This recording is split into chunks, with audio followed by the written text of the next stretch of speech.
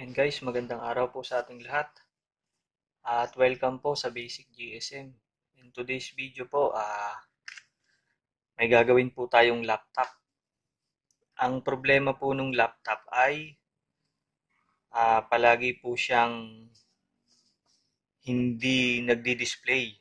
Pero may time magdi-display din po siya. May time po na ayaw mag-display ng laptop, wala pong lumalabas na kahit anong sulat o display. May time naman po, lalabas siya.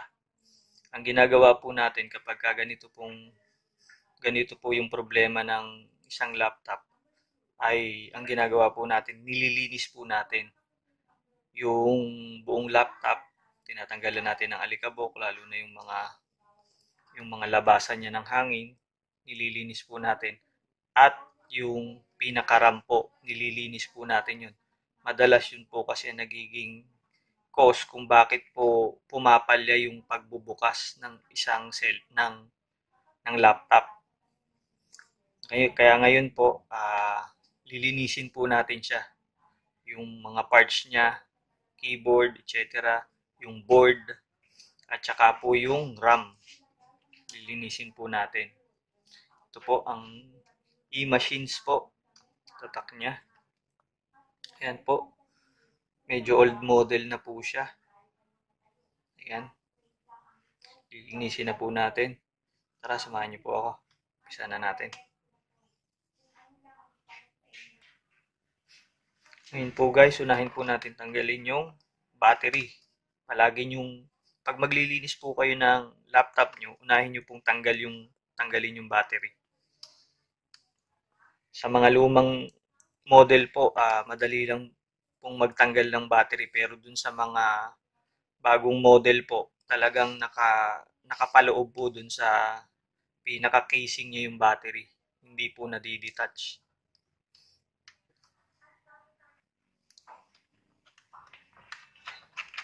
Ayan, tanggalin po muna natin yung battery.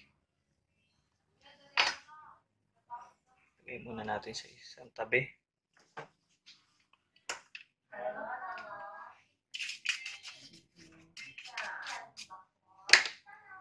Sunod po natin yung lalagyanan ng RAM. Tanggalin po natin ang takip.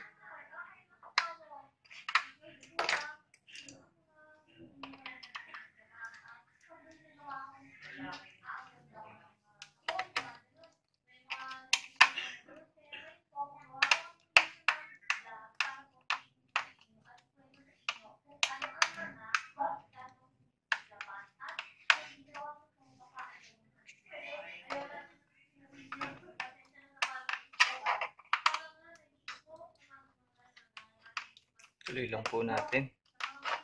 Tanggalin mo natin itong takip. Ayan po. Ayan natin sa side. Ayan po, nakita na po natin ang RAM niya. Ayan po ang itsura ng RAM. Detach lang po natin dito sa dalawang side na to. Pabukas po palabas para po mag-eject siya. Sabay po. Ayan. Tapos, tanggalin lang po natin.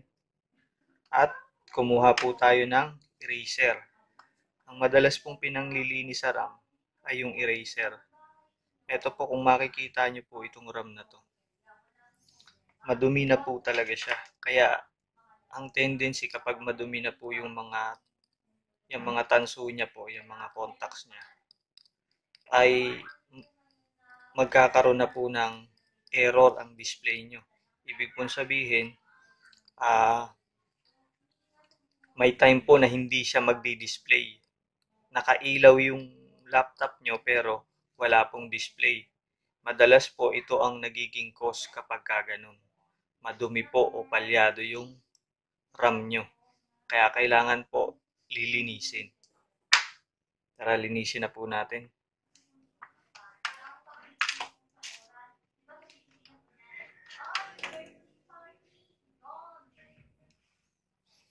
Kuha lang po tayo ng eraser. Contacts ng RAM ay yung hindi po masyadong matalas na eraser. Eraser lang po. Pwede po yung eraser ng lapis, tapos dahan-dahan nyo pong kukuskusin hanggang sa makita nyo po na makintab na yung mga contacts niya. Ayan po. Pag makintab na po siya, makikita nyo po na yung mga parang matigas na libag niya o dumi doon sa RAM ay matatanggal po.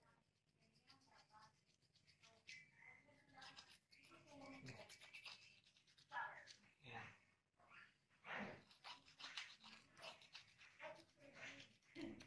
Tapos yung kabilang side naman po. Ayun o. Yung parte po na to, kita nyo parang may mga dumi-dumi. Yan po yun. Mga nililinis.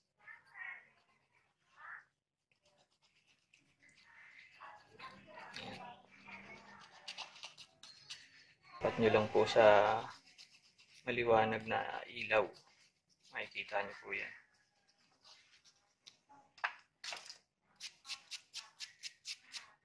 Ayan, okay na po.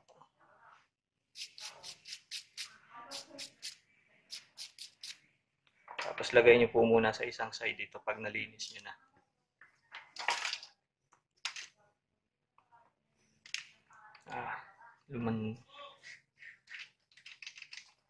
Nanggalang po natin yung mga duming nalaglag sa laptop. Tapos barasin nyo po yung mga opening nung lagayan ng RAM. O kung tawagin po yan RAM or memory po. Ayan. Marami pong iba't ibang klase ng RAM. May DDR2, kung tawagin DDR3, DDR3L, or PC3, PC3L, PC2, PC4. Ayan. Ang mga bago po sa ngayon yung PC4 para sa laptop. Ipan lang po natin ng konti. Ayan. Punta naman po tayo ngayon sa keyboard. Madalas po nililinisan din po ang keyboard. Ito po. Buksan lang po natin. Ayan. Ito po ang keyboard niya. Ang mga keyboard po ay nadidetach. Kailangan nyo lang pong hanapin yung mga locks niya. Mga lock. Gaya po nito. Ito po yung lock niya. Nasa gilid. Ayan. Para po siyang maliliit na makikita nyo po. Ituro ko po sa inyo. Ayan. Ito po yan. Mga lock po yan. Tsaka ito. Kapag natanggal nyo na sila sa lock, tutulak nyo lang po yan papunta dun. Tapos may iaangat nyo na po ito.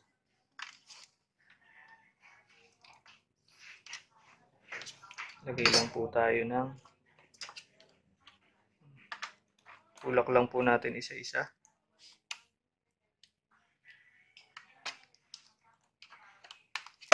Ayan.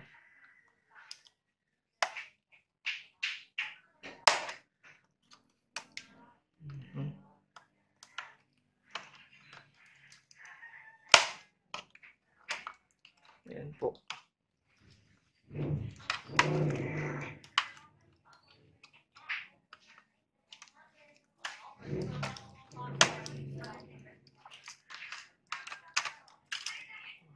May tornilyo po ata sa ilalim. May pagkakataon po naka-tornilyo po yung iba sa ilalim. Checkin po natin. Wala naman po ako nakita. Malamang yung lock sa side. Hindi pa po natin natatanggal. Ayun. Ayan po. Ayan. Napakadumi po. Opo. Itong laptop po na ito ay yung keyboard niya po ay palyado na. Ibig pong sabihin may mga parte po na hindi na napipindot dun sa keyboard. Balak na rin po nung may-ari na papalitan ng keyboard dito. Ang keyboard niya po, makakabili po kayo sa mga online store. o-orderin nyo na lang po. Basta hanapin nyo lang po yung pinaka model ng laptop nyo. Type nyo lang po sa internet. Tapos keyboard po, keyboard replacement para po doon sa laptop nyo. At makikita nyo po doon kung may magmamatch.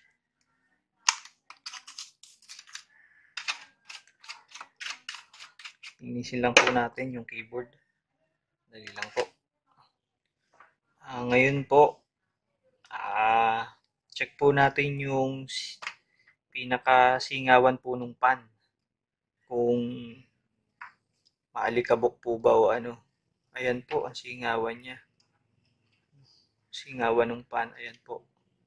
Sa nakikita ko po ngayon, marami po siyang puti-puti. Kailangan din pong buksan yan sa paglilinis. Tapos lilinisan din po yan. Yan loob niyan. Tatanggalin po natin. Kaya open po natin tong pinakatakip niya para malinis po natin yung pan.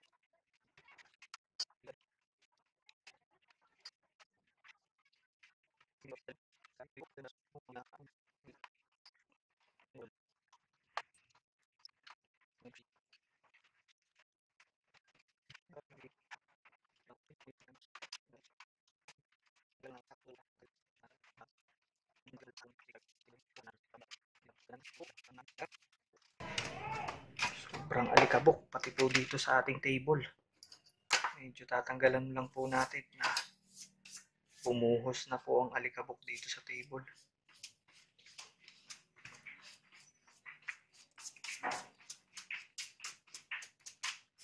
Ayan po.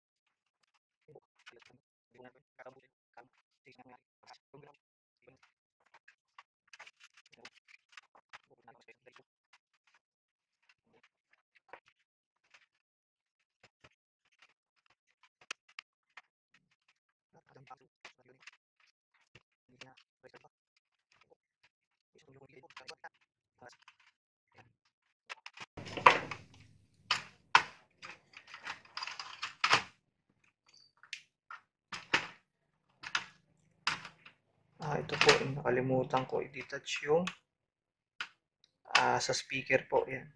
Speaker connector po yan. Wow! Ayan po. Sobrang dami niyang alikabok at ano-ano pa pong laman na dumi.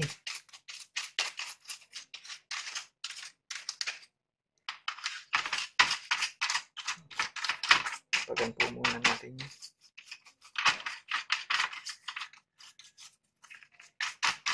Napakalaking bagay po talaga kapag ang laptop nyo ay nalilinis. Lalo na yung pinakasingawan po ng pan. Dapat po hindi po nababarahan yun ng mga alikabok. Kapag nabarahan po ng alikabok, magkakaroon po ng problema kapag hindi po makalabas yung init. Bigla na lang pong mamamatay yung laptop nyo sa sobrang init. Magte-thermal shutdown po siya.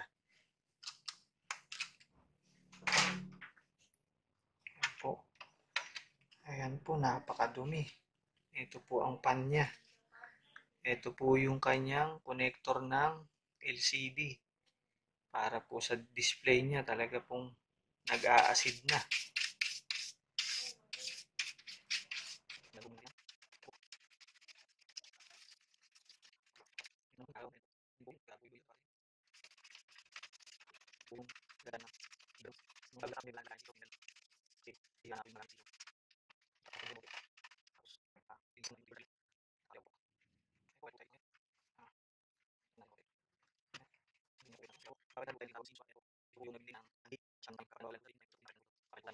Ang galing, hindi pa siya nalulobat. Ang tagal na nito ah.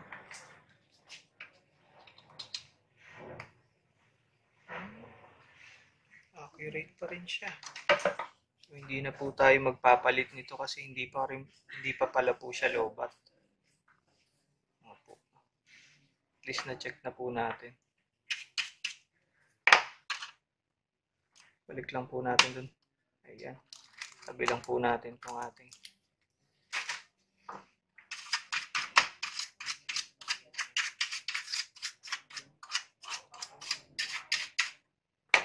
Ngayon po, angat natin itong ating board. Angat po natin siya. Para malinis po natin. Ayan po. Ayan, natanggal na po ang ating board. Angat lang po natin. Ayan. Check po natin. Ay, grabe. Ayun po. Kung nakikita nyo po yan. Grabe na po. Kinain na talaga siya ng mga acid. Ito po yung siguro yung parte na isa sa mga nabasa sa kanya. Ayan po ang nagiging itsura kapag ka po nababasa ang laptop o kaya ang cellphone. Ayan po ang itsura niya. Hindi po siya, ayan.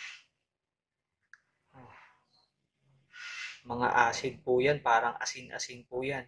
Ngayon po kulay white yan, susunod po na mga araw at buwan, magiging kulay green po yan.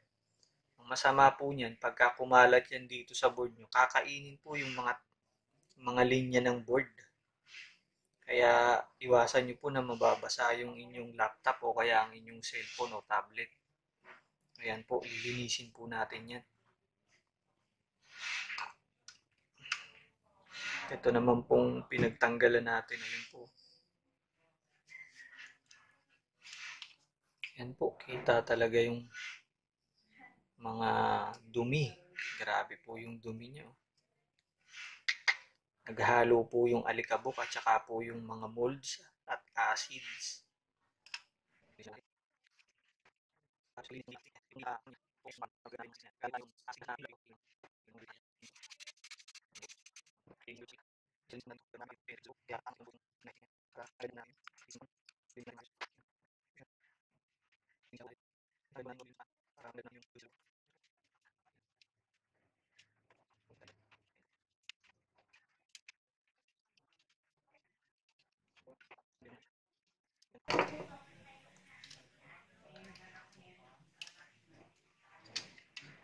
Ayan.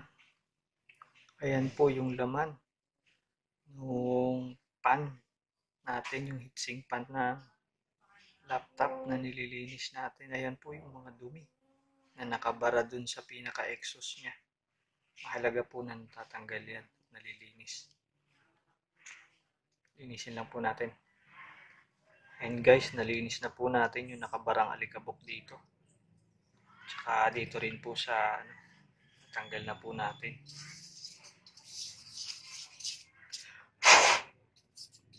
Ayan po. Tapos balik na lang po natin ulit yung mga tornilyo. Yung mga parting namuti na po dun sa exhaust nitong pan. Hindi na po natin matanggal dahil nasa kaloob-looban na po.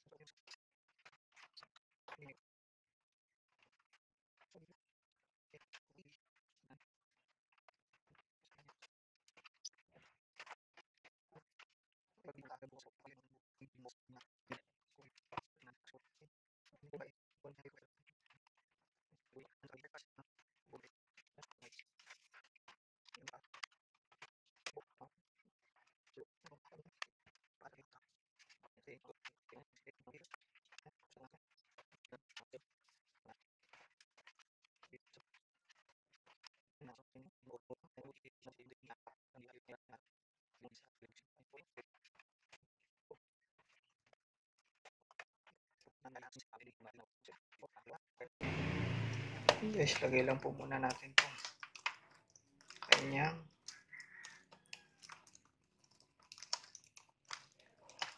keyboard. Ayan. Tapos testing na po natin.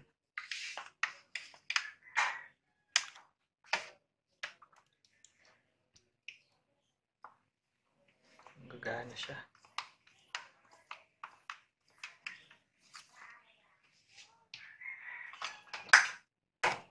Ayan po. Ayan po, umilaw.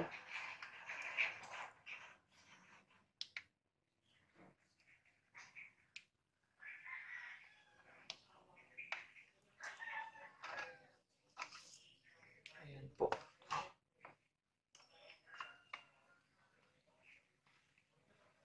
Ayan po, gumana na po siya. Buti naman po at wala tayong naging problema sa pagkakalas, sa paglilinis at pagkakabit.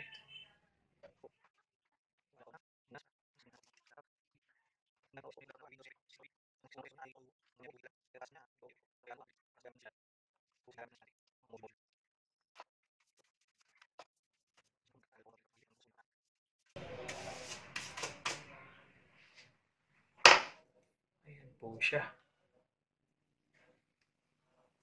Okay.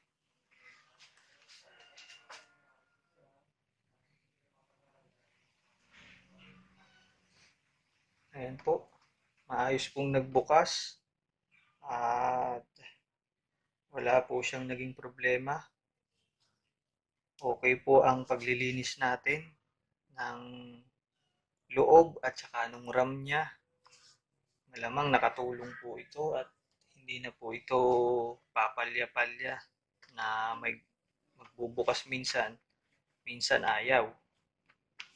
Dahil po siguro yun sa dumi, malamang. At saka yung RAM niya, madumi na rin po. Kaya doon po nanggagaling yung pagpalya ng pagbukas sa RAM.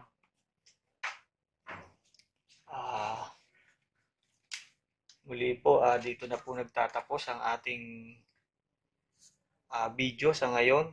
At kung nagustuhan nyo po ang video natin ngayon, paki-like, share, and subscribe. At huwag pong kalimutan na i-click ang notification bell para lagi po kayong updated sa mga susunod pa nating video. Maraming salamat po. At nawa po ay gabayan tayo ng ating Diyos. Hanggang sa muli. Paalam.